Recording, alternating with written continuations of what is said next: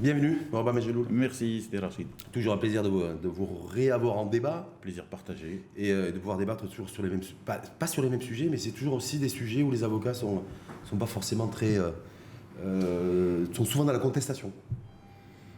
On n'est pas forcément souvent dans la contestation, mais on est certainement dans la réaction ou l'anticipation par rapport à des manœuvres gouvernementales qui sortent un peu du contrat social ou qui sortiraient de l'ordre constitutionnel. Donc notre rôle, c'est peut-être de défendre nos clients, de défendre les citoyens par rapport à leur contentieux ou à leur dossier ou à les conseiller. Mais notre rôle aussi, c'est de défendre l'ordre public et de défendre les droits humains tels que convenus par notre Constitution et par le cumul de l'action militante des droits de l'homme. On va y revenir largement dans ce débat l'Info en face Matin TV avec vous. Mais au préalable, avant de démarrer, je ne vais pas dire les hostilités, même si vous avez employé le mot de manœuvre, donc je me dis déjà ça démarre bien.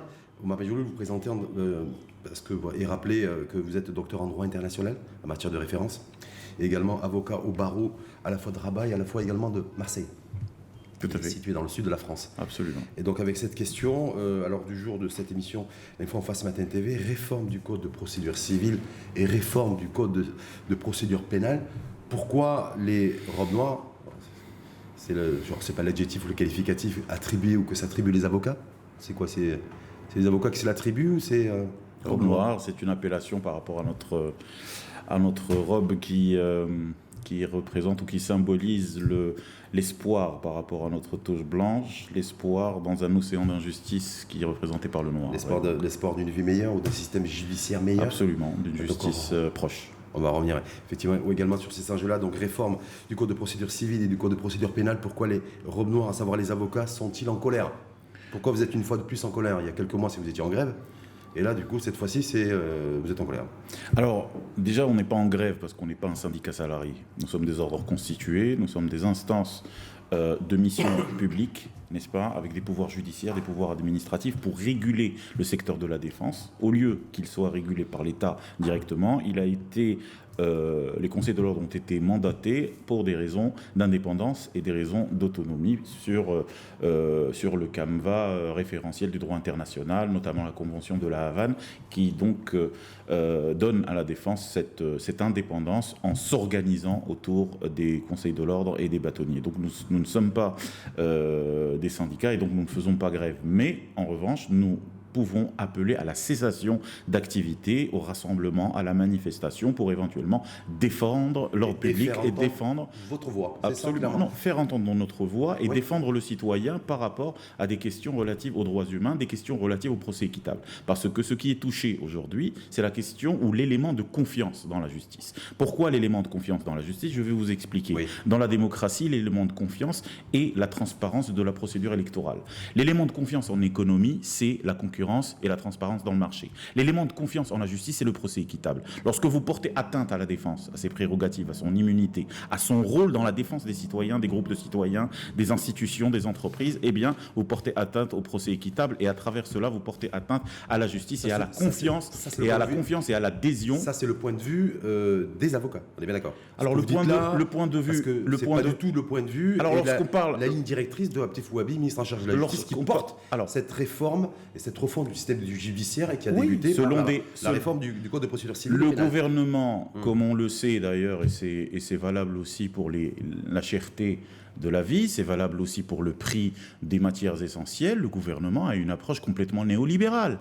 Et cette approche néolibérale et mercantile, bien sûr, porte atteinte aussi au secteur de la justice qui est fondamental dans les équilibres nationaux et dans la stabilité durable du Maroc, bien évidemment. Cette réforme du code de procédure civile et pénale, mais essentiellement des procédures civiles, parce que c'est ce qui concentre le plus votre mécontentement et votre colère, ça porte surtout, ou avant tout, ou également, j'en sais rien, aux intérêts des avocats. C'est plus les intérêts des citoyens que les intérêts des avocats. Là, où est-ce qu'on met le curseur? Je vous explique par quelques exemples. Il faut y mettre un peu d'illustration. Vous imaginez que, par exemple, vous avez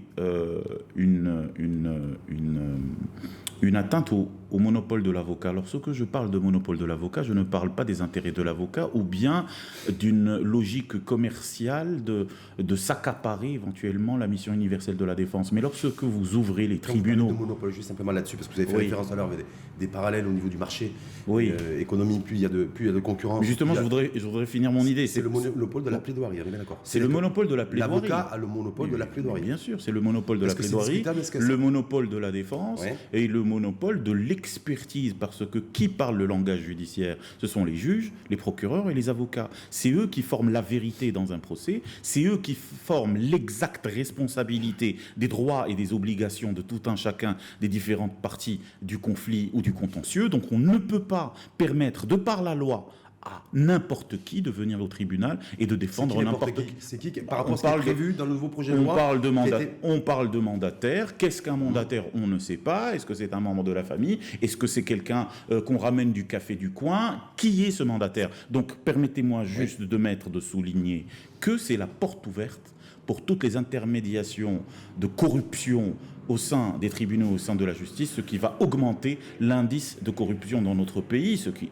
Déjà, on n'est pas très très bien classé, mais alors là, si vous permettez à un parasitisme en matière de défense, c'est-à-dire à des parasites qui interviennent au sein des tribunaux pour défendre les citoyens, cela va augmenter l'indice de corruption et bien sûr l'indice de médiocrité en matière de production jurisprudentielle, en matière de production d'expertise. Vous n'êtes pas trop de l'anticipation, et c'est avec une interprétation qui est la vôtre.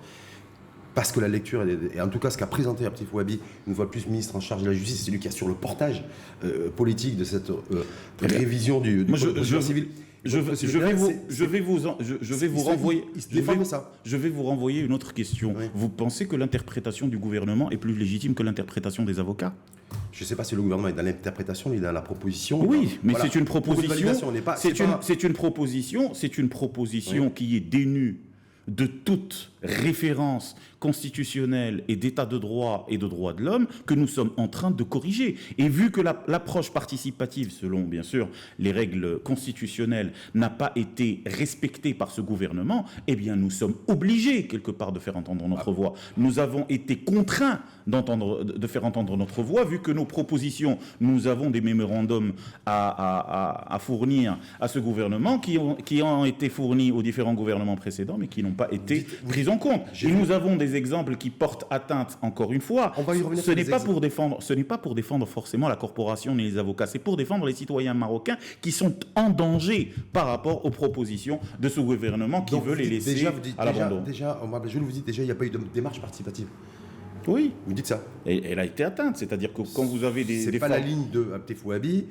Et quand on voit effectivement le calendrier, l'agenda de la mise en route de la réforme du Code de procédure civile et pénale, il y a eu des séances et des espaces d'échange, de dialogue et de débat.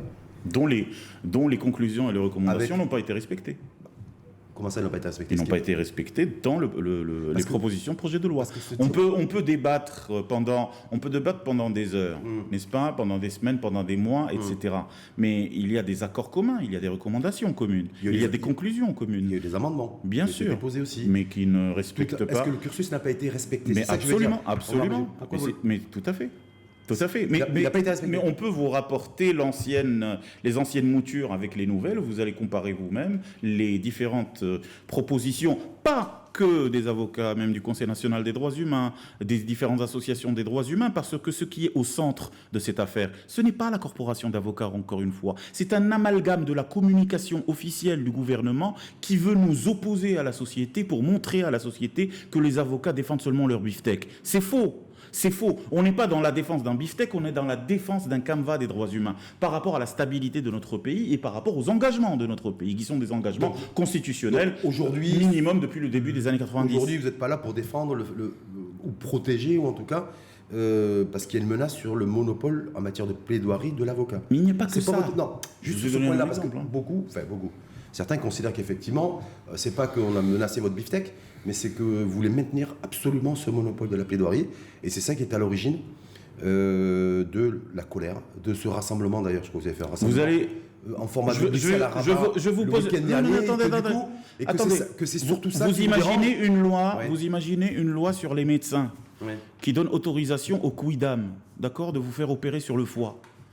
C'est exactement pareil. Ça veut dire que c'est une proposition de loi de ce gouvernement mercantile qui voit la comptabilité, la finance et le commerce partout et qui pense que la défense est une mission universelle qui peut être faite par n'importe qui. Ça veut dire que demain, vous allez nous ramener une loi sur la médecine ou sur la médecine animalière qui permet aux voisins, au gars qui est au café, d'opérer sur le cerveau. Est-ce que vous ne forcez pas trop sur le trait en disant non, pas du tout. Le voisin ou autre? Je crois que savoir que les nouveaux intermédiaires ou ceux qui pourraient en tout cas intervenir dans des affaires dites de justice, c'est pas n'importe qui, c'est pas le citoyen lambda. Non, c'est le citoyen lambda. Et le justiciable a le choix aussi. C'est le citoyen. Le justiciable a le choix quand il est. Mais quand on voit comment est-ce que les justiciables sont manipulés par tous les mécanismes et les mafias de corruption, comme quand le justiciable est analphabète, nous avons 48% d'analphabétisme, monsieur. Nous avons un taux de pauvreté qui est extrêmement alarmant. Vous pensez que ces gens ont véritablement le choix? Ils sont otages éventuellement de leur incapacité de discernement ou bien leur incapacité de faire le choix. C'est pour ça qu'il y a une obligation en matière d'assurer un procès équitable et une norme générale et impersonnelle pour tout le monde à ce qu'il y ait une défense avec des instances ordinales. Nous sommes bien sûr toujours en mesure et prêts à défendre bénévolement à travers les mécanismes d'aide juridictionnelle pour tous celles et ceux qui sont en nécessité, mais à ce que ce gouvernement voit dans la logique dans sa logique mercantile, à ce qu'il permette une ouverture à la mission universelle de la défense, c'est un pas supplémentaire vers l'autoritarisme et la corruption que nous devons absolument refuser en tant que porteur d'un serment historique et en tant que défenseur, encore une fois, de la mission universelle de la défense et de la justice. Mission universelle, on va rester là-dessus parce qu'on va revenir aussi effectivement sur l'universalité. Mais il y a d'autres exemples. Voilà, dans toutes ces dimensions aussi, y compris les dimensions sociales, sociétales et en matière de prévoyance aussi, parce qu'il y a des voix aussi qui s'élèvent, on dit aussi les avocats, ils sont bien gentils, ils se veulent porteurs d'une mission universelle, à vocation en tout cas universelle, mais ils veulent toujours préserver leurs acquis, oui, leurs caisses et leurs mutuelles aussi. Ça, c'est des voix minoritaires. Voilà, c'est des voix minoritaires. C'est aussi antinomique. Non, mais attendez, c'est des voix minoritaires ou c'est des voix manipulées par la propagande gouvernementale qui veut nous opposer aux citoyens. C'est-à-dire que pour pouvoir faire passer leur projet de loi, ils veulent nous opposer aux citoyens. Ce n'est pas vrai. Les avocats sont le lien de jonction entre la société et l'État à travers le pouvoir juridictionnel. On ne peut pas avoir des salles d'audience et des tribunaux sans avocats, ça deviendra un souk et ça deviendra une justice caïdale du 19e siècle. Ça veut dire une augmentation de l'autoritarisme et une augmentation de la corruption et une annihilation de tout le référentiel droit de l'homiste et de tout le référentiel constitutionnel pour lequel s'est battu le mouvement national jusqu'au mouvement des droits humains. Et ça, ce n'est pas normal. Je crois que ce nouveau projet de loi, je rappelle juste le calendrier, il a été déposé le 19 novembre dernier, en 2023. Hein, donc ça ne date pas d'aujourd'hui. On a l'impression d'ailleurs que les avocats aussi se sont réveillés sur le tard, parce que ça a été validé par la commission justice et droits de l'homme au Parlement. Il y a eu un vote, d'ailleurs, je crois que c'est 21 votes pour et 8 contre et 0 abstention, ça au niveau de la commission parlementaire. Ce qui pose ensuite aussi la question de la légitimité de l'institution législative. Quand vous avez 396 députés, vous avez une quarantaine de députés qui votent oui pour un projet aussi important. Ils étaient minoritaires. Moi, je parlais en commission sur ces chiffres-là. Oui. En plénière, ils étaient plus de 100 à avoir voté pour. Oui, non, ils étaient 80. Oui, voilà. Donc, ils étaient 80 sur 396, oui. C'est ridicule. Et 30 ou 20 députés ont refusé de voter et sont sortis avant le vote, contrairement aux déclarations du président de séance, qui je pense est le président du Parlement, qui a donné des chiffres complètement erronés par rapport à la présence.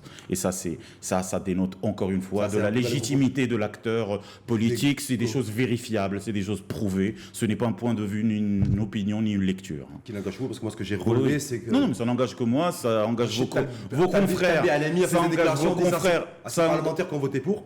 Ça engage vos confrères. Cette réforme du code de procédure civile et pénale, en disant que ces parlementaires qui ont voté pour rentrer dans l'histoire, c'est une nouvelle page qui reste minoritaire. Parce que je rappelle aussi, c'est une page de l'histoire de l'autoritarisme peut-être, mais en tout cas, ce n'est pas une page de l'histoire vertueuse de notre pays. Fermeture des guillemets, ça c'était le propos de Alami, sachant que la dernière réforme du code civil, du code de procédure civile et pénale date de 1970. Tout à fait. Donc ça fait Tout à fait. Mais alors, 50 ans, un demi-siècle. pour faire une révision, demi-siècle, qui va me donner une version qui est pire que celle de 1970, c'est pas la peine. C'est pas une question de date ni de jeunisme. Valeur aujourd'hui, si on met le curseur au niveau séquentiel aussi, c'est passé au Parlement, Oui. première chambre. Là, Oui. ça va être présenté En deuxième chambre. en deuxième chambre, en première lecture, Oui. pour être très précis. Oui. Est-ce que vous attendez à quoi? Parce que j'ai vu qu'en même temps, on va aller dans le détail de ce qui vous gêne, c'est-à-dire vous en tant que représentant des avocats aujourd'hui. C'est nécessaire qu'on aille dans le détail. Bien sûr, mais juste pour se dire, voilà, est-ce qu'aujourd'hui, le circuit législatif, il est déjà très avancé Oui. sur ce projet de loi, Oui. et que même si effectivement il y a des avocats qui, d'ailleurs on les a vus, on a vu ça samedi, vous êtes rassemblés à Rabat au théâtre Mohamed V, Oui. c'était full, le théâtre était full, ça faisait très longtemps que le théâtre Mohamed V Et dehors. et de Rabat, il y avait un peu À de monde. l'extérieur du théâtre, un peu de monde, c'était Non, des milliers d'avocats. Il y avait beaucoup de monde. Ben, Oui. Quasiment toute la famille des avocats était là. Oui. Mais en même temps, il n'y a aucune résolution, aucune décision qui a été prise. Oui, parce que ce C'est gouvernement. quand même incroyable de rassembler autant de monde. Oui. Omar Benjeloul, il y avait même des anciens politiques, même des dirigeants de partis politiques. Oui, et des dont avocats, certains sont avocats, oui. dont certains sont avocats, donc directement concernés, Oui. pas par le BIFTEC, mais par le sujet. Oui, On est c'est d'accord. un sujet des droits aucune humains et de décision- l'ordre constitutionnel au Maroc, je le Mais rappelle à vos téléspectateurs. pourquoi Ce n'est prendre- pas une question de corporation. Pourquoi prendre aucune décision? On a l'impression qu'il y a un réveil tardif des avocats concernant un projet de réforme du Code de procédure civile et pénale. Déjà, vous réagissez après que ça a été voté, passé en commission. Je rappelle, c'est depuis le 19 novembre. Donc on a l'impression que vous êtes réveillé en juin ou en juillet. Non. Et ensuite, vous rassemblez, Non. 2000 20 000 personnes à Rabat. Je corrige un malentendu. Nous ne sommes pas réunis en retard ou sur le tard. C'est un projet de loi qui a été dans le pipeline depuis l'ancien mandat des conseils de l'ordre. Moi, je suis élu dans les instances ordinales nationales et locales pour le deuxième mandat consécutif. Ça a été débattu déjà dans l'ancien mandat. On a réussi à le bloquer. Par rapport aux mêmes considérations, aujourd'hui en novembre, effectivement, ce gouvernement, à travers son ministre de la Justice, a attendu à ce qu'il y ait des élections ordinales novembre-décembre pour faire réapparaître, tel un magicien, un prestidigitateur, le projet de loi encore plus arriéré que l'ancienne mouture de l'ancien mandat. Donc nous étions déjà dans une logique de concertation à fournir des moutures, à fournir des projets alternatifs, à discuter, à faire des réunions, notamment avec le ministère de la Justice, notamment avec le Premier ministre, notamment Donc vous avez Mais changé bien là-dessus. évidemment, Donc il y a une la démarche démarche participative Ok. existe et existait, mais Oui. aujourd'hui, on a compris que la démarche participative est un folklore démocratique pour, in fine, faire passer rentrer dans le même projet de loi. Donc nous ne sommes pas forcément en retard par rapport à la réaction, En tout cas, mais au contraire. Plus de 600 articles dans le nouveau projet de loi qui a été validé à la première chambre, plus de 400 qui ont été modifiés, et certains qui ont été ajoutés, c'est-à-dire des nouveaux articles. Donc on va aller voir sur qu'est-ce qui vous dérange principalement dans ces articles-là. Mais avant cela, je reviens sur une question, sur le fait que vous avez mobilisé des milliers de personnes, vous êtes 18 000 avocats, je crois que les 18 000 avocats étaient là. Non, Pas. on était entre 4 et 5 000. 4 et 5 000, donc ça veut dire que 20%, à peu près, même pas un tiers. Ce qui est très bien, vous arrivez à mobiliser le tiers de la population marocaine pour manifester sur le prix du carburant. Là. Je ne pense pas. Non, et vous êtes arrivé à mobiliser un tiers, un petit tiers. Un tiers. Non, mais le tiers 4 000 sur 18 000, le tiers d'une population qui vient de tout le Maroc, c'est extrêmement, Bon, en tout important. cas, ce qu'on dira aussi, c'est que le théâtre... N'essayez pas de... Non, du tout, loin de moi cette idée. d'amoindrir Non, les loin faits. de là, et en rajoutant que le théâtre Mohamed V de Rabat samedi dernier, il était full. Oui. On est bien d'accord. Oui. Sauf que moi, ce qui m'interpelle, c'est pas le fait qu'il y avait qu'un tiers des avocats qui étaient mobilisés et qui étaient présents au théâtre Mohamed V de Rabat samedi dernier, ou que le fait que le théâtre Mohamed V était full, c'est surtout le fait qu'il n'y a aucune résolution, entre guillemets, aucune décision qui est sortie. C'est-à-dire que vous êtes réunis, on a l'impression que tout le monde a pris la parole.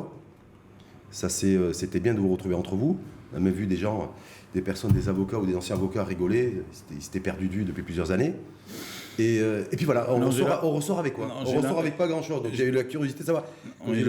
J'ai l'impression que vous banalisez le rassemblement, vous êtes en train un peu de le caricaturiser.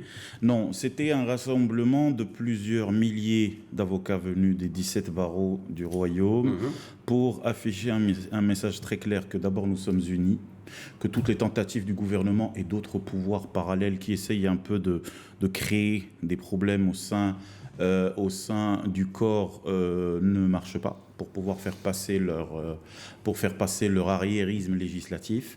Aujourd'hui, ce qui est en train de se passer, c'est que le gouvernement essaye de faire un passage en force par rapport à ce projet de loi. Je vous donne le dernier exemple. C'est qu'avant l'ouverture solennelle du Parlement qui s'opère le deuxième vendredi de chaque mois d'octobre de chaque année, ouvert par Sa Majesté le Roi chaque année. Oui. Eh bien, le ministre de la Justice a réuni la commission législative de la seconde chambre le 18 septembre dernier, comme s'il s'était réuni par rapport à un événement de guerre, de tremblement de terre ou d'extrême urgence. Qu'est-ce qu'il y a d'urgent dans la réforme du Code de procédure civile? Absolument rien.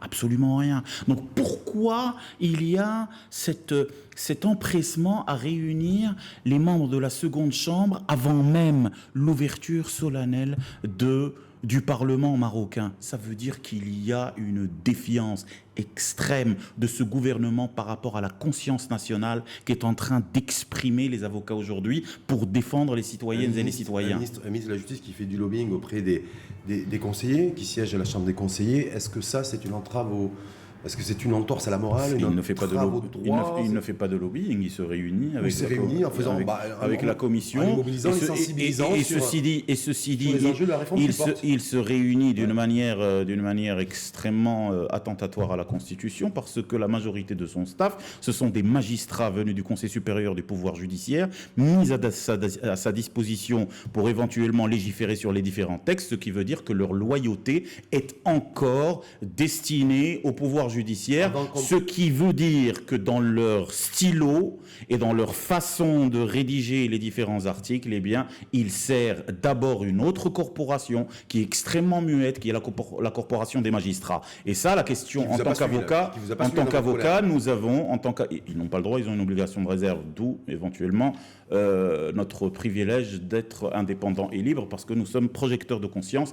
Et je finis juste mon idée, s'il vous plaît, c'est que justement, il y a un problème d'urgence de ce ministre ou de ce gouvernement à se réunir avant l'ouverture solennelle du Parlement, d'une part, et à ramener au pouvoir législatif, qu'est la seconde chambre, des magistrats qui sont mis à sa disposition. Donc il y a confusion des pouvoirs et non pas séparation des pouvoirs entre un pouvoir judiciaire présent dans la commission, un pouvoir exécutif présent dans la commission et le pouvoir législatif présent dans la commission, ce qui est un attentatoire à l'ordre constitutionnel du Maroc. Je vais vous répéter la même question pour la troisième fois, si vous permettez. Pourquoi, lors de ce grand méga rassemblement samedi dernier à Rabat, théâtre Mohamed V, il n'y a aucune résolution qui a été prise? Par qui? Par vous, par l'association des barreaux du Maroc, c'est eux-mêmes qui ont organisé cet événement. Il y a deux grands messages. Pourquoi il n'y a pas de... Je vous ai répondu. Non, vous ne m'avez pas répondu. Si. Je reformule ma réponse. Donc j'ai mal entendu. Là. Le grand rassemblement des avocats a pour message deux grandes lignes. Unité du corps. Ça veut dire qu'on refuse toutes les petites techniques un peu policières de vouloir nous diviser et tout le reste. Aussi que nous sommes dans l'escalade parce qu'il y a eu rupture de l'approche participative et il y a eu processus dilatoire en matière de revendication de nos recommandations. Suite à cela, nous sommes une profession organisée. Nous avons 17 barreaux, 17 conseils de l'ordre, nous avons 17 bâtonniers et nous nous réunissons autour du Bureau national de l'Association des barreaux du Maroc. C'est le Bureau national de l'Association du barreau du Maroc qui va se réunir le 2 octobre prochain à Marrakech, qui va éventuellement prendre le pouls, absolument, aux côtés de la réunion du Bureau permanent de l'Union des avocats arabes, qui est aussi solidaire de notre démarche. Donc qui va se réunir le 2 octobre prochain pour décider. Les instances décisionnelles prennent leurs décisions dans des réunions qui sont officielles, prévues par la loi, et non pas dans des meetings ni dans un rassemblement national. Le Rassemblement national opère éventuellement une image d'abord d'unité, une capacité de rassemblement et bien évidemment les points clés qui sont des points clés de méthode. Ça veut dire qu'aujourd'hui, le rassemblement, il a clamé à l'escalade, il a clamé à la rupture. Notre rôle en tant qu'élu, notre rôle en tant que bureau national, en tant que conseil de l'ordre, c'est éventuellement de décliner cette escalade en des démarches concrètes. Est-ce qu'on va faire des manifestations? Est-ce qu'on va faire de grands rassemblements? Est-ce que nous allons internationaliser l'objet de cette contestation? Parce que, attention, vous avez des mécanismes onusiens, notamment sur le procès équitable, sur la protection de la défense. Nous avons aussi les conseils nationaux des barreaux étrangers, notamment France, Espagne, Belgique. Nous avons aussi toutes les ONG, mais bon, ça a leur influence, qui sont là pour observer les avocats en danger. On a souvent tendance à croire que l'avocat en danger, c'est la consoeur en Tunisie qui va se faire arrêter. C'est la consoeur en Iran qui va se faire arrêter. Les avocats en danger, c'est aussi une attaque, un raid législatif, comme est en train, laissez-moi finir, comme est en train d'opérer ce gouvernement qui est en train d'agresser les avocats par rapport à leurs prérogatives, à leur immunité, à leur pouvoir, à leur défense et donc à leur rôle vis-à-vis de la protection des Marocaines et des Marocains. Donc les avocats marocains, oui, sont en danger et ils risqueraient d'internationaliser le sujet. En même temps, si on repositionne peut-être les choses aussi, Omar Benjeloul, cette réforme du code de procédure civile et pénale, elle s'inscrit dans un ensemble, c'est une approche globale d'une refonte du système judiciaire Tout à fait. national. Au dépend des avocats. C'est pas quelque chose d'isolé. Vous dites au dépend des avocats. Qu'est-ce qui dérange? Vous dites il fragilise. On vit ça comme une agression. Oui, tout à fait. C'est le terme que vous avez employé. Tout à fait. Qu'est-ce qui fait? Quels sont les articles nouveaux ou qui ont été réajustés ou autres qui aujourd'hui fragilisent les avocats qui sont du coup en colère et qui considèrent qu'effectivement ils sont même prêts, vous l'avez pas dit d'un ton menaçant mais vous l'avez dit, à saisir toutes les instances, y compris complètement internationales, sur le devenir de l'avocat dans notre pays. Je vais vous donner un scoop. Je vais vous donner un scoop. J'étais porteur et défenseur de l'idée à ce qu'on internationalise la lutte. Eh bien, figurez-vous que la sagesse des confrères et la sagesse des bâtonniers, et même si les réunions ont un caractère secret, eh bien, ont préféré, par rapport aux équilibres nationaux, par rapport au fait qu'ils soient eux-mêmes dans l'approche participative, par rapport au fait de mettre en premier lieu l'intérêt général du pays, eh bien, ils ont décidé à ce que mon idée, à ce qu'elle soit reportée jusqu'au bon moment. Mais aujourd'hui, là, le linge sale en famille. Et aujourd'hui, là, on lave le linge sale en famille, je veux bien, mais même les États constitués ont recours aux Nations Unies pour éventuellement résoudre certains conflits territoriaux. Ça, ce n'est pas le sujet. Donc maintenant, on revient aux articles. Quelques exemples. Alors, vous avez parlé des 480, 523 articles qui ont été réformés. Ouais. Nous, ce qui nous intéresse par rapport aux intérêts des Marocaines et Marocains, c'est pas plus d'une dizaine d'articles qui sont vraiment dangereux pour les citoyens marocains. Sur un peu plus de 600, c'est ça? Vous savez, 0,0. Vous pouvez avoir un virus comme Corona, c'est des millions de morts, hein, c'est pas le sujet. D'accord. Vous pouvez avoir un article sur 600 qui paraît sympathique. Si l'article est viral, ça dépend si l'article est viral. La viralité de l'article. Tout à fait. Donc, si vous me laissez le temps, bien sûr, allez-y. Sans la méthode Rachid, non, allez-y. Ça serait bien. Donc vous avez, comme je vous ai dit, la question du monopole de l'avocat qui ouvre le procès, le tribunal, à un grand risque de corruption et de parasitisme par rapport à n'importe qui pourrait éventuellement défendre. Je fais le parallèle avec la médecine, comme si on avait dit à ce que n'importe qui éventuellement pourrait défendre. Et ça, c'est extrêmement dangereux. Vous avez la question du... On peut rester sur ce point-là? Comme ça, on a tous les points que vous abordez, voilà ce qui est prévu, en tout cas votre lecture des choses. Et moi, parce que je suis Abtif Ouabi, qui est avocat d'ailleurs, il est avant tout ministre de la Justice, mais il est avocat, c'est lui qui a décidé de réorganiser la profession. Il s'exprime aussi sur ces points-là, et quand on voit son nouveau projet de loi, cette nouvelle loi, c'est qu'il autorise un mandataire comme le Wakil à pouvoir aussi... C'est ça, le Wakil. Mais voilà, c'est pour ça que je voulais bien nommer les choses, donc ça ne vous dérange pas de les nommer? Je les ai nommés tout à l'heure. C'est un mandataire. Qui peut lui... Je les ai nommés tout à l'heure. Laissez-moi finir sur les... Non, mais là-dessus, est-ce que là vous dites, est-ce que c'est n'importe qui? J'en ai déjà parlé. On en a déjà parlé. Est-ce que c'est une personne X? On en a déjà parlé. C'est une personne X. Le mandataire, ce n'est pas un métier. Le mandataire, ce n'est pas un métier. Vous pouvez être un mandataire. Je peux vous faire un mandat, d'accord, pour aller me vendre la voiture. C'est ça un mandataire. Donc en fait, votre question, qu'est-ce qu'un mandataire? Qu'est-ce que ce mandataire et qu'est-ce que Non. Votre question, c'est qu'est-ce qu'un mandataire? C'est pas parce que Abdel Fouebi a mis un mandataire dans un code de procédure civile que le mandataire veut dire quelque chose. Le mandataire, moi, je vous fais un papier là, A4, je vous donne une signature, je vous dis, vous pouvez retirer 10 000 dirhams de mon compte, allez-y, la banque va prendre en considération parce qu'il y a votre carte nationale. C'est ça un mandataire. Ça veut dire que vous pouvez le ramener du café, vous lui faites un mandat. Est-ce que c'est la même chose qui est prévue et que c'est ça que vous contestez en fait, qu'il ne s'est pas suffisamment précisé? C'est-à-dire le profil du mandataire, la typologie du mandataire. Même s'il est précisé, ce n'est pas le sujet. La mission universelle de la défense est attribuée aux avocats. C'est dans le monde entier. Et donc sauf si vous voulez suivre le modèle de l'Arabie Saoudite et des Émirats Arabes Unis, à ce moment-là, moi, j'encourage le gouvernement à faire un projet de loi, non pas qui fasse des réformettes, mais un projet de loi qui annule la profession d'avocat. Parce que tout ça renvoie à cette démocratie de façade où on n'est ni dans une autorité ni dans une démocratie et on continue. On continue une espèce d'hypocrisie normative qui ne s'arrête jamais, une espèce d'hybridité institutionnelle qui ne s'arrête jamais. Là, c'est exactement la même chose. On n'a pas envie à ce que la défense puisse gêner un autoritarisme judiciaire. On est en train d'amenuiser, d'encadrer les différents pouvoirs, lâchant le parasitisme d'un côté, essayant de noyer par rapport aux nouveaux entrants par milliers. On a eu le tiers de la population depuis 5 ans. Hein. Depuis 1926, c'est le tiers de la population qui est rentré dans la profession. Donc je continue sur les différents points. Vous avez un deuxième problème qui est celui de l'appel. La voie de recours. La voie de recours, le deuxième degré juridiction, est un pouvoir ou un droit citoyen constitutionnel qui est garanti par l'état de droit et la Constitution dans le monde entier. Ce gouvernement mercantile, d'accord, interdit aux citoyennes et aux citoyens qui ont un enjeu financier de moins de 30 000 dirhams de faire appel. Interdit aux citoyennes et aux citoyens qui ont un enjeu financier de moins de 80 000 dirhams de pourvoir en cassation. Vous imaginez ce que c'est? Ce qui voudra dire que dans une région comme Figuig, 30 000 dirhams, c'est l'équivalent, on a fait le calcul, d'1,5 km. C'est la taille de Monaco. D'accord? Quand vous êtes propriétaire d'1,5 km, d'accord, vous n'avez pas le droit de faire appel. Si jamais, par exemple, je décide de faire une expropriation pour utilité publique, je termine. Allez-y. Vous avez 80 000 dirhams.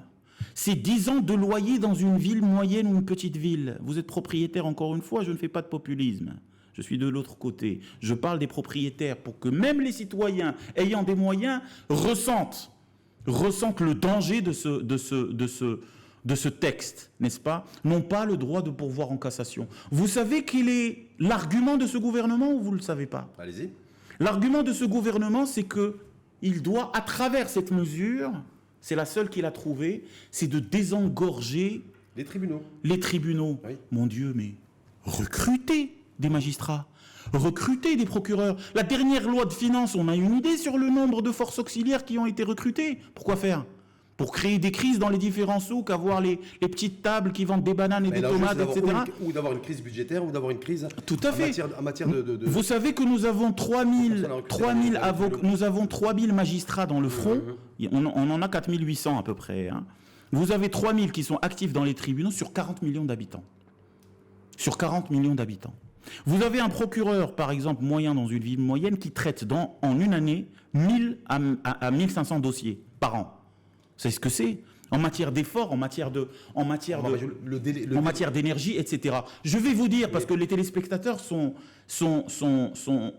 devront être intéressés par ce que je dis. Les 30 000 et 80 000 dirhams, ils déclarent à ce que ça va désengorger, ce qui est complètement faux. Mais le fond du problème, c'est pas ça.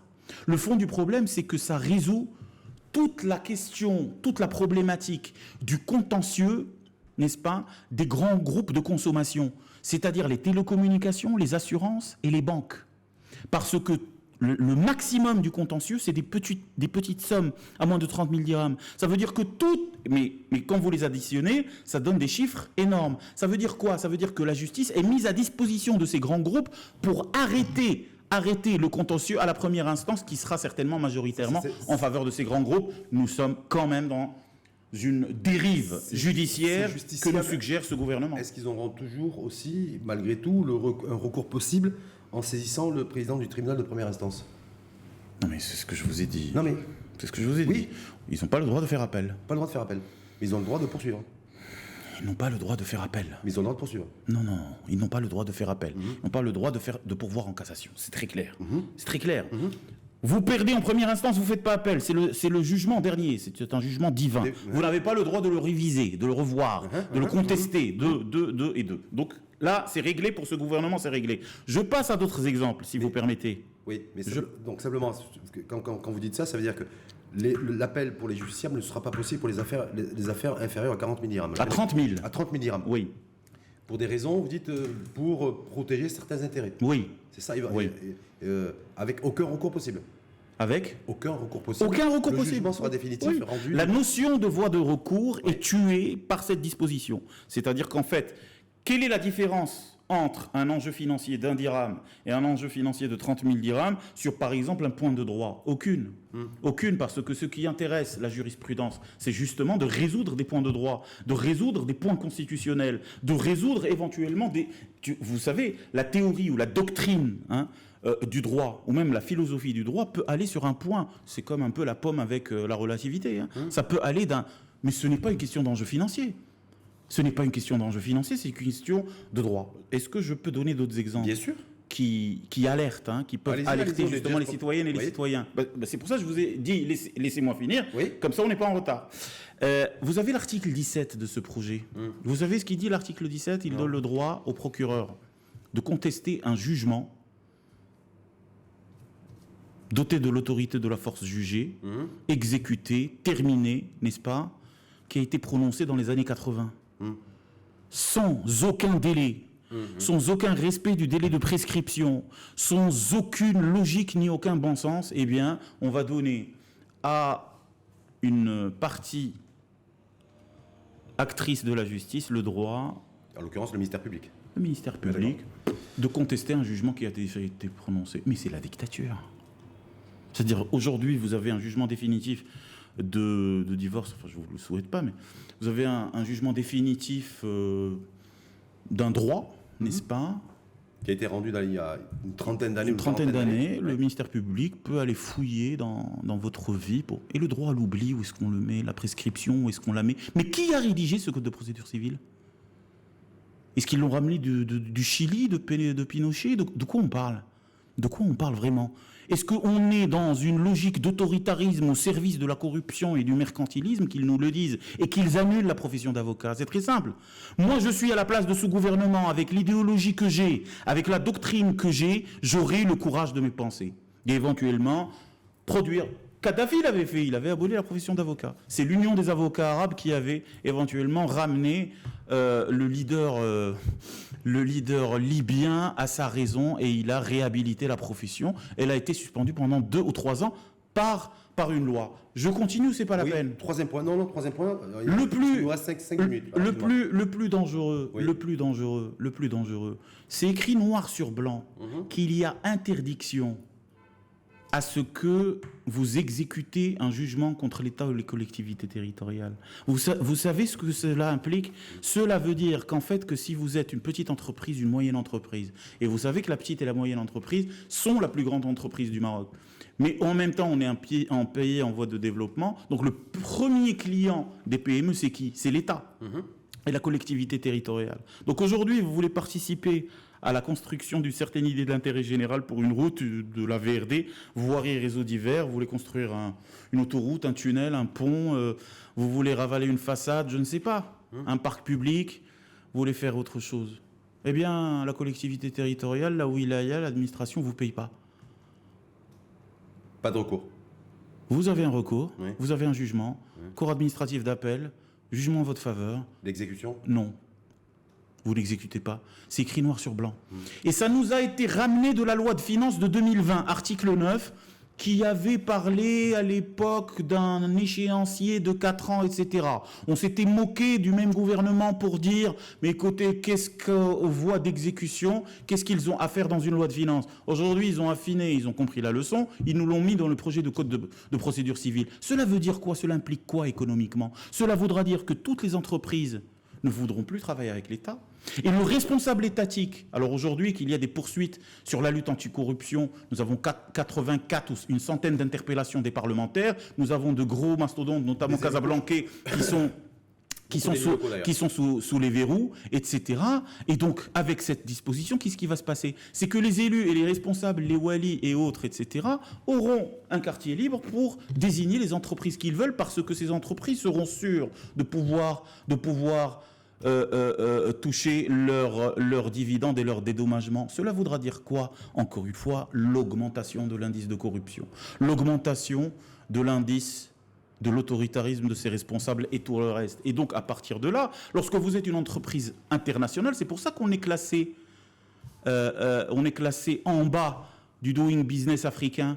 C'est parce que ces multinationales et ces entreprises font des due diligence pour voir quel est l'environnement de l'investissement, voir quel est l'environnement judiciaire. Quand ils vont voir des débats qu'un gouvernement, au lieu de leur apporter une protection, au lieu de leur apporter des garanties, place noir sur blanc des dispositions aussi farfelues, aussi autoritaristes et aussi mercantiles, en faveur justement de l'autoritarisme ambiant et de ces responsables qui sont dans les différentes positions, bien évidemment qu'il va fuir et que nous resterons dans nos classements extrêmement très sages. Est-ce que ça veut dire qu'aujourd'hui, dernière étape, c'est la Chambre des conseillers? Dernière étape, c'est la Chambre des conseillers. Nous, comme je vous ai dit tout à l'heure, nous écartons absolument aucune démarche pour défendre les citoyens marocains. Ça peut être plus de manifestations, plus de rassemblements, ça peut être un arbitrage royal selon les prérogatives de la Constitution, ça peut être une internationalisation de la lutte, et nous ne sommes absolument pas, bien sûr, fermés à la question du dialogue et à la question de l'approche participative. Pourquoi? Parce que tout simplement, celui qui honore le principe du contradictoire et du débat, c'est l'avocat chaque matin dans le tribunal. La rupture de l'approche participative ne vient absolument pas des avocats, mais elle vient de ce gouvernement qui, pour des raisons, encore une fois, mercantiles, autoritaristes et je dirais même psychologiques pour certains de ces acteurs, eh bien, crée la crise au sein de ce pays. Est-ce qu'il est prévu une rencontre entre les représentants de l'association des barreaux du Maroc, oui. C'est la BAM d'ailleurs. C'est la BAM, tout à fait. Voilà, avec le ministre de la Justice, avec les représentants du ministère tout à fait. Le président de la Justice, c'est un canal de dialogue. Le président de la BAM, avec les 17 bâtonniers membres du bureau et les membres élus du bureau dont je fais partie, nous sommes ouverts au dialogue. Nous sommes ouverts au dialogue et bien sûr, nous allons nous réunir avec la Chambre des conseillers, avec la Chambre des représentants, avec le Premier ministre s'il le faut, avec le ministre de la Justice si jamais il révise un peu ses positions psychologiques et un peu son acharnement sur ce code de procédure civile qui ne l'honore pas, qui n'honore pas son passé droit de l'homiste. Parce que on a l'impression, c'est un confrère du barreau de Rabat, on a l'impression qu'il ne l'a pas lu. On a vraiment l'impression qu'il ne l'a pas lu. Il y a certaines dispositions. C'est pour ça que je veux dire, est-ce que ce ministère n'est pas pris en otage par quelques référentiels? 1, le pouvoir judiciaire. 2, une approche autoritariste et mercantile. Donc j'invite le confrère à relire ce code pour éventuellement zoomer sur la dizaine de dispositions que nous lui suggérons. Les avocats toujours ouverts au dialogue, avec une invitation que vous lancez. Non, je n'ai pas la prérogative de lancer aucune invitation, ça du ressort du président de la BAM. Ce que je dis, c'est que nous sommes ouverts au dialogue. Pourquoi? Parce que nous sommes formés au dialogue, nous sommes les porteurs du dialogue. Celui qui a créé la crise et la rupture du dialogue, c'est le gouvernement, ce n'est pas nous. Est-ce qu'il y a est-ce que vous nourrissez toujours l'espoir, effectivement, d'avoir gain de cause, dans le sens où ça a été validé en gouvernement, validé par la première chambre, par un vote des parlementaires? Dernière étape, c'est la Chambre des conseillers. La BAM, comme les robes noires, comme l'avocature au Maroc, a pour habitude de perdre quelques batailles, mais elle a généralement gagné la guerre. La preuve, c'est tout le canevas droits de l'homiste inscrit dans le marbre de la Constitution marocaine. Cela vient du mouvement des droits de l'homme et des avocats, ça ne vient pas d'ailleurs. Donc aujourd'hui, peut-être que nous avons perdu la bataille de la Chambre des représentants, mais il y en aura d'autres et nous allons avoir gain de cause parce que, encore une fois, ce code de procédure civile, comme le code de procédure pénale, même si on n'en a pas forcément parlé, eh bien c'est pour défendre la stabilité du pays, les équilibres nationaux du pays, l'économie du pays, les citoyennes et les citoyens de ce pays. Dernière question là-dessus, Omar Benjeloul, c'est la composition, là aussi, composite de la Chambre des conseillers, c'est les représentants du patronat, c'est les représentants des syndicats. Est-ce que vous êtes dans une situation un peu plus confortable pour faire valoir vos arguments que la première chambre, qui est dominée majoritairement d'ailleurs par le parti qui est aux responsabilités et les deux alliés? On verra bien. On verra bien. Nous avons normalement des alliés objectifs. Nous avons des avocats à l'intérieur des deux chambres donc, qui sont absolument acquis à cette lutte parce qu'ils sont conscients. Ils ont au moins fait l'effort de lire le Code de procédure civile. Donc, il y a toujours de l'espoir. Je ne peux pas prédire de ce qui va advenir, mais en tout cas, nous n'avons pas une seule carte dans notre main. Si ça passe pas au niveau de la Chambre des conseillers, ça veut dire quoi? Ça reviendra à la première chambre? Ça reviendra à la Chambre des conseillers, à la Chambre des représentants. Il y a aussi une mobilisation pour une exception d'inconstitutionnalité devant la Cour constitutionnelle. Nous avons les questions de mécanismes internationaux, nous avons l'arbitrage royal et nous avons la lutte au quotidien qui est celle du rassemblement des robes noires dans l'espace public et chez vous, nos chers alliés objectifs que sont les médias. Et je vous remercie encore une fois de nous avoir invités. C'est toujours un plaisir, Omar Benjelloul, maître Omar Benjelloul. Merci. Et donc on soit pour dire aussi que les robes noires ont toujours des cartouches sous la robe à faire valoir. On est armé de nos idées, on est armé de notre unité, oui, tout à fait. Merci en tout cas infiniment à vous. Omar Benjelloul, vous souhaitez déjà bonne chance pour la suite. Merci beaucoup, Rachid. Parce que vous avez dit, on a perdu une bataille, mais on n'a pas perdu et on ne s'apprête pas à perdre la guerre. Mais il reste le sujet du Code de procédure pénale. Qui lui n'a pas... Je compte sur vous pour revenir là-dessus dans une prochaine émission. Exactement, parce qu'on suit aussi à la trace l'actualité dans son ensemble, mais l'actualité qui fait l'actualité du moment. Donc lorsque le Code de procédure pénale et sa réforme sera exprimé et connu, on ne fera pas l'économie d'un débat là-dessus. Très bien. Merci infiniment. Je compte sur vous. Merci en tout cas à vous et à très bientôt. Merci.